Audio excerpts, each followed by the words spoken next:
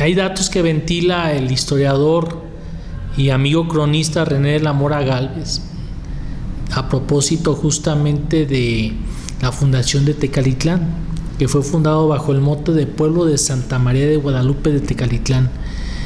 Creemos nosotros que hubo una primera oleada de efervescencia en torno a lo que la Virgen de Guadalupe nos significa en la región sur de Jalisco, gracias a la presencia de este personaje, que llegó como alcalde de lo que era Colima, y que finalmente, estando en Colima, se viene y funda este pueblo de Tecalitlán bajo la advocación de Santa María de Guadalupe.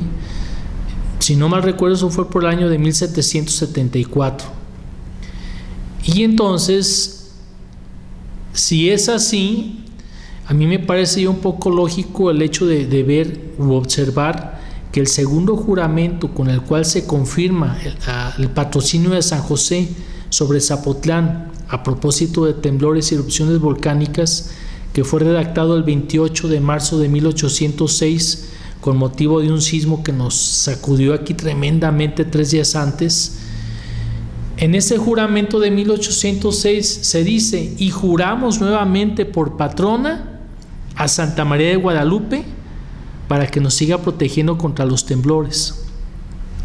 Dado que Santa María de Guadalupe ya se le menciona en ese segundo juramento y no en el primero, que fue redactado en 1749, creemos entonces que hay una cierta lógica que cuando llega Miguel Pérez Ponce de León a fundar justamente Tecalitlán bajo la advocación de Santa María de Guadalupe, creemos que a partir de ese momento hay una cierta efervescencia hacia la devoción de esta Virgen en sus apariciones de Guadalupe. Por eso es que la Virgen de Guadalupe no la mencionan en el primer juramento a San José, sino hasta el segundo. Bien, hasta ahí no había pasado más nada. Tenía obviamente su propio retablo en la parroquia principal, la Virgen de Guadalupe, pero digamos que no tenía un santuario específico con el cual a ella se le pudiera honrar, sobre todo en su festividad anual del 12 de diciembre. Pasaron muchos años. Hay un libro que escribió Adrián Gil Pérez que se llama Zapotlán Guadalupano, y ahí nos menciona algunos antecedentes de un primitivo templo que estuvo en el espacio que hoy ocupa el Santuario de Guadalupe, un templo dedicado a Nuestra Señora del Sagrado Corazón. Al parecer, esta Virgen se le apareció a alguna niña, según comenta Adrián Gil Pérez en las páginas de este libro, y entonces eso se motivó a que fuera tomado como una especie de milagro, y se levantó este santuario muy bonito, obviamente de formas muy rústicas. A las fotografías antiguas que yo he visto se me figura mucho la fachada del templo de la Tercera Orden, un templo rústico, pobre en su estructura, y estaba dedicado justamente a Nuestra Señora del Sagrado Corazón. ¿Qué había antes? Yo pienso que no había nada. Antes de esa construcción, me imagino yo que había una especie de testerazo como el que vemos calles más abajo, y que ha de haber sido donde a lo mejor había algún surtidor de agua o algún espacio jardinado, no sé, pero era un espacio vacío que no tenía nada, y por eso se construyó este templo dedicado a Nuestra Señora del Sagrado Corazón. Ese templo se debe haber construido hacia los años de 1880 más o menos, no era muy viejo. Sin embargo, repito, por la vetusta construcción parecía una construcción antigua. Bien, corren los años y también tengo que hacer un acotamiento de que la franja o calle que salvaguardaba los intereses de la élite social en poder en Zapotlán es lo que hoy ya conocemos como calle Pascual Galindo Ceballos, que empieza justamente en su cruce con la actual calle de Federico del Toro. A partir de ahí, todo ese portal que conocemos como Hidalgo está lleno de fincas de gente muy encumbrada económicamente, de la población del siglo XIX sobre todo, como son los Vergara, son los Mendoza, son los Pérez Vidrio, son los Vizcaíno, más arriba los Gómez, y en fin, toda esa calle digamos que pertenecía a la élite social en poder. A principios del siglo XX, la élite social del poder empieza a buscar un nuevo emplazamiento, sobre todo esta élite encabezada por la familia Los Villanueva y por Dos Arias, y encuentran la calle de Reforma, y esta calle la embellecen ellos, la embellecen y hacen un camellón inclusive a media calle, y aquello era un paseo precioso que adquirió justamente esta apreciación a partir de que Porfirio Díaz también impulsara, inspirado en los Campos Elíseos de París, impulsara la famosa avenida Reforma también en la Ciudad de México, y en Guadalajara se impulsara la avenida Lafayette, que hoy día es la avenida Chapultepec. Bien, entonces bajo este esquema de que ya tenemos ahora una ciudad de los nuevos ricos que empezaban a florecer en la comunidad, se nos viene un temblor, de los muchos temblores que han azotado siempre esta población, y este se suscita el 7 de junio de 1911, donde irremediablemente perece o colapsa este inmueble que era el antiguo templo dedicado a Nuestra Señora del Sagrado Corazón. Ya que quedó en ruinas el propio año de 1911, don Silviano Carrillo, que era el cura de Zapotlán, implementa una serie de apoyos o convoca a la comunidad que tenía suficiente dinero, primeramente para apoyar a la gente más vulnerable, aquellos que quedaron desprotegidos de sus bienes patrimoniales, y ellos se les empieza a generar un pequeño recurso para apoyos. A estos apoyos se une también el arzobispo de Guadalajara y el señor gobernador del estado, aunado también a que por primera vez tenemos la presencia de la Cruz Roja Mexicana con ese acontecimiento. Y entonces este año, o ya desde años atrás, ya había una familia impulsora de un renacimiento a la devoción a la Virgen de Guadalupe aquí en Zapotlán, que eran los hermanos gemelos, los Palomar y Calvillo. Estos Palomar, que era Juan Evangelista y José Bautista, si no mal recuerdo, ellos se vinieron a radicar aquí al sur de Jalisco, adquirieron la hacienda de Cofradía de Nuestra Señora del Rosario, que actualmente se encuentra dentro de los límites municipales de Gómez Farías. Y ellos se vienen a radicar ahí cuando el actual templo de catedral, que era la parroquia principal de la ciudad, que era formalmente inaugurado en 1900, el 8 de octubre, uno de los retablos que abrazan los Palomar es justamente el dedicado a Santa María de Guadalupe dentro de la catedral, y ellos donan ese retablo muy bonito que tenemos al interior de la catedral. Entonces ellos eran muy devotos de la Virgen de Guadalupe, de tal suerte que cuando el padre Carrillo convoca a una serie de vecinos notables para ver qué sugerían en el espacio que quedó vacío con el templo derrumbado, con las ruinas de este templo, pues convoca obviamente a los señores Palomar, y los señores Palomar son los primeros que levantan la mano y dicen: a Nuestra Señora de Guadalupe. Y la voz de ellos fue secundada por otros notables personajes, que era don Domingo Hinojosa. De ese personaje no tengo muchos datos. También estaban los hermanos Vergara, estaba Celso, estaba José Dolores, estaba Benigno y estaba Librado, que eran aquí industriales de los jabones. Y por supuesto quienes ya habitaban esta zona de la ciudad, que eran las familias Villanuevas y eran las familias Arias.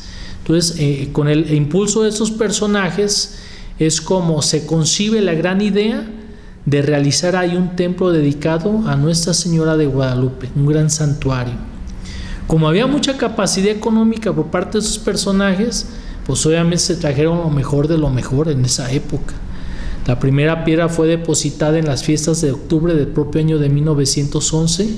Si no mal recuerdo, vino el arzobispo personalmente, que era Francisco Orozco y Jiménez, y se encarga el proyecto a un arquitecto que era ya muy notable y era muy reconocido a nivel estatal, cuando menos, que era Guillermo de Alba. Guillermo de Alba, para que la gente más o menos lo ubique, construyó un inmueble muy bonito también que se encuentra en Chapala, que es la estación de los ferrocarriles.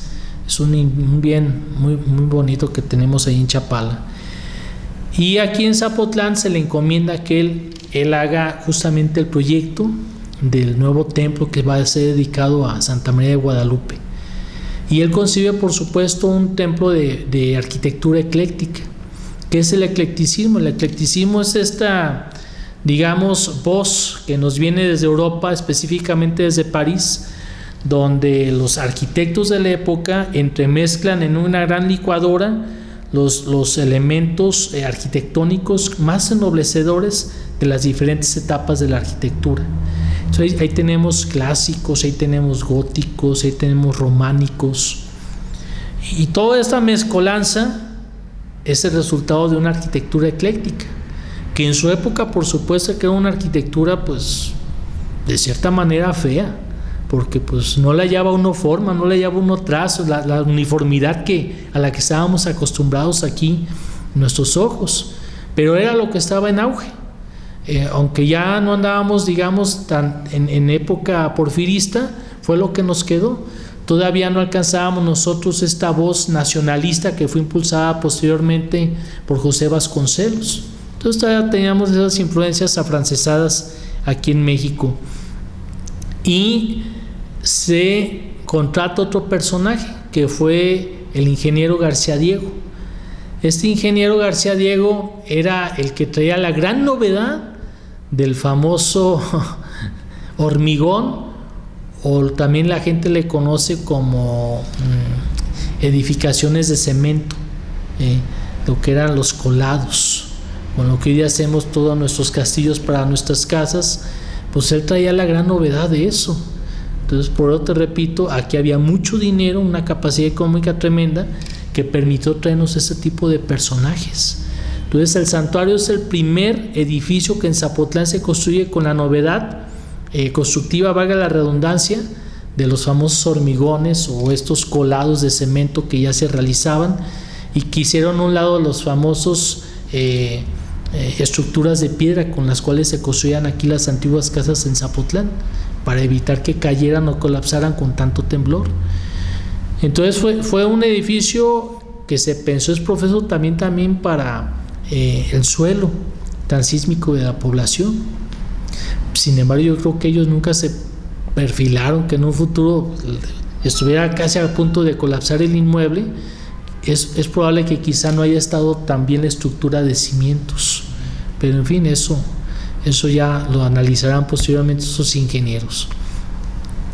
Bien, pues el templo se empieza a construir, se presenta primero una gran maqueta, como dicen por ahí, de la vista nace el amor.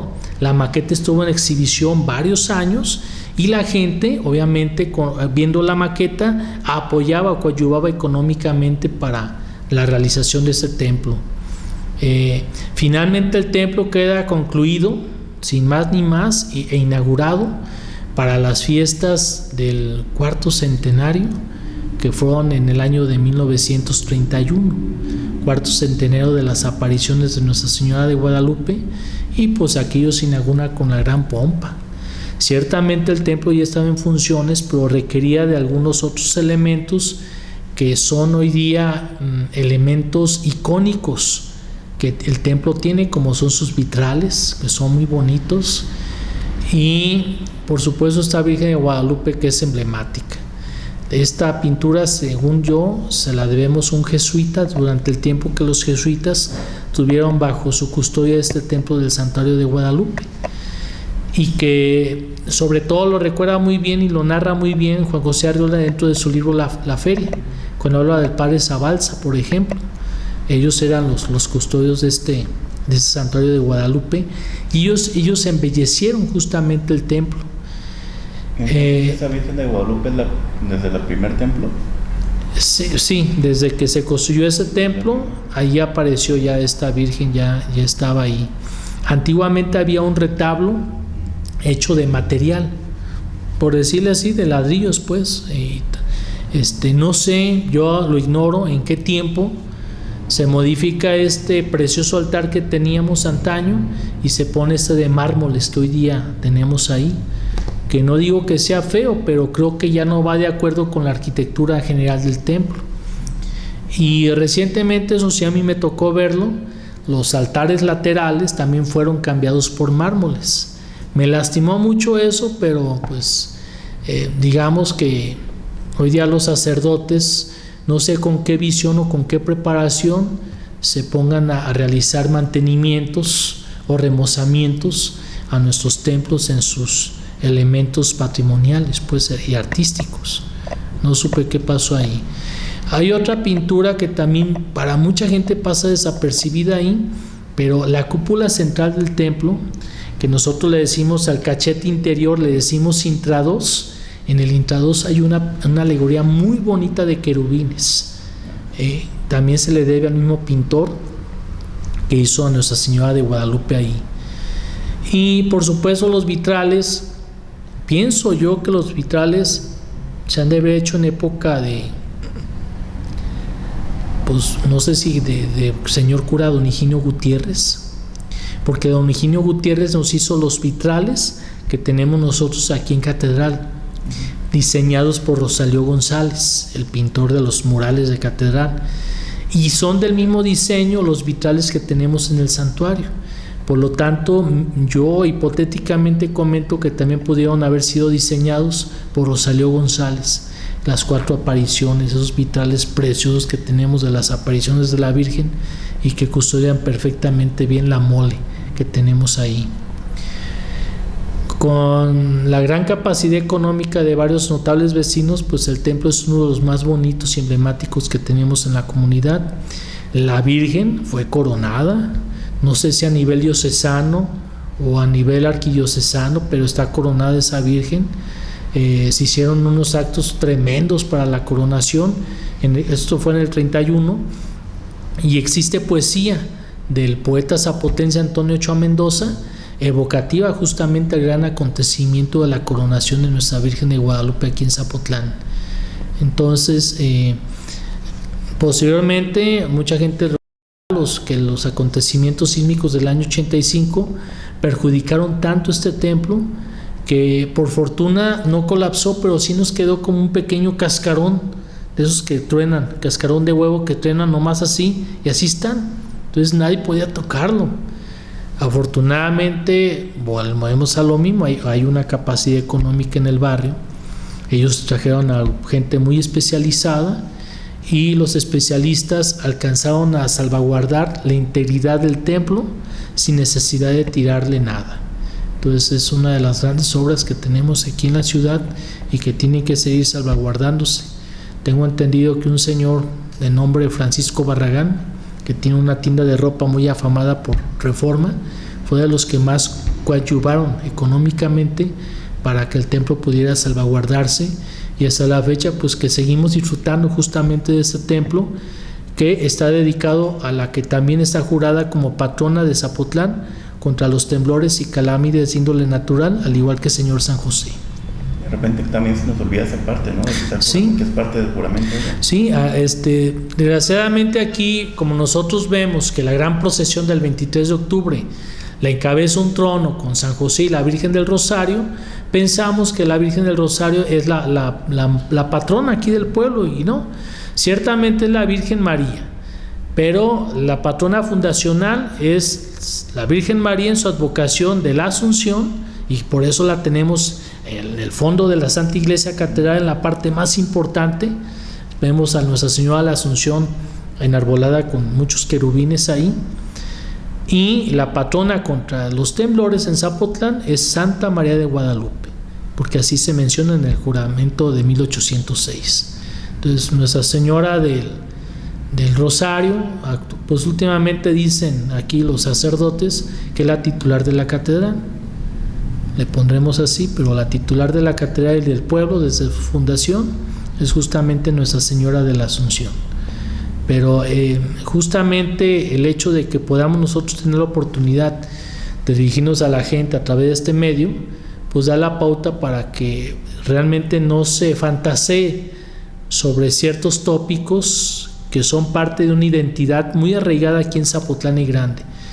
Una vez que nosotros sabemos los orígenes del por qué tenemos un santuario dedicado justamente a Santa María de Guadalupe, pues nos damos cuenta que es parte de una identidad muy arraigada, no únicamente en el corazón de los mexicanos, sino en el corazón de los zapotlenses, que un buen día la declararon su patrona protectora contra los temblores. Okay. También en ese primer templo rudimentario estaba la Virgen del Sagrado Corazón, ¿no? Que también poco a poco se ha ido relegando un poco. Totalmente, yo pienso que Nuestra Señora del Sagrado Corazón totalmente se ha perdido aquí su devoción. Era muy común, sobre todo cuando yo era niño, se hacían, me acuerdo que les decían entronizaciones. Vamos entronizando la casa. Entonces la entronización, que usualmente se hace con la Virgen de Guadalupe y el Sagrado Corazón de Jesús, también se involucraba a Nuestra Señora del Sagrado Corazón, y de esa manera las casas quedaban bendecidas y protegidas permanentemente. Y yo recuerdo que todavía en muchas casas viejas que yo visitaba tenían un cuadro siempre dedicado a Nuestra Señora del Sagrado Corazón. Hoy en día pues ha decaído mucho esta devoción, pero nos ha pasado y nos va a seguir pasando. De repente también hay santos que tienen orilla, están de moda, por así decirlo, y nos pasó justamente en catedral. ¿Por qué desapareció de uno de los retablos el conjunto escultórico dedicado a San Vicente de Paúl? Cuando ese conjunto era muy bonito y que justamente fue auspiciado por los cofrades de San Vicente de Paúl, que fundaron también aquí el Hospital de San Vicente. Y en su lugar se puso a la Santísima Trinidad o la Divina Providencia, pues porque ocupamos que le entren más billetes aquí a la cosa. Entonces la Santísima Trinidad o Divina Providencia estaba de moda, de tal suerte que cuando la catedral reabre sus puertas en el año 86 para las magnánimas fiestas octubrinas del año 86, ya aparece este nuevo retablo y desapareció justamente el de San Vicente de Paúl. Justo el santuario reabre sus puertas después del temblor 85 en el 89, con los 50 años de la coronación, que pues hasta cierto punto pasaron desapercibidos por la gran fiesta de reapertura del santuario, ¿no? Sí, ciertamente. Hay que reconocer pues que algunas veces ciertos episodios ensombrecen a otros importantes episodios. Por ejemplo, yo en este año, en la 10ª del Señor San José, nunca vi que se hiciera alusión a los 150 años del patrocinio de San José sobre la Iglesia Universal. Nunca se comentó nada de eso. Sobre los 200 años de la Virgen y su presencia aquí de la Virgen del Rosario, pues sí, se hizo específicamente en la propia 10ª, que se realizó para eso. Pero también, por ejemplo, pasó desapercibido el centenario de la consagración del templo catedralicio. Entonces, desgraciadamente a veces hay episodios, que en este caso es la pandemia, lo que de alguna manera ensombreció otros magnánimos festejos que tuvimos que haber realzado justamente como parte de la identidad de lo que nos significa como zapotlenses, de lo que ha sido estos acontecimientos históricos que han estado escritos constantemente y cotidianamente lo que nosotros somos y representamos. ¿Algo más? Agradecerles como siempre este espacio. Muchas gracias y esperemos que sea fructífico para las personas que nos observan esta información que ventilamos.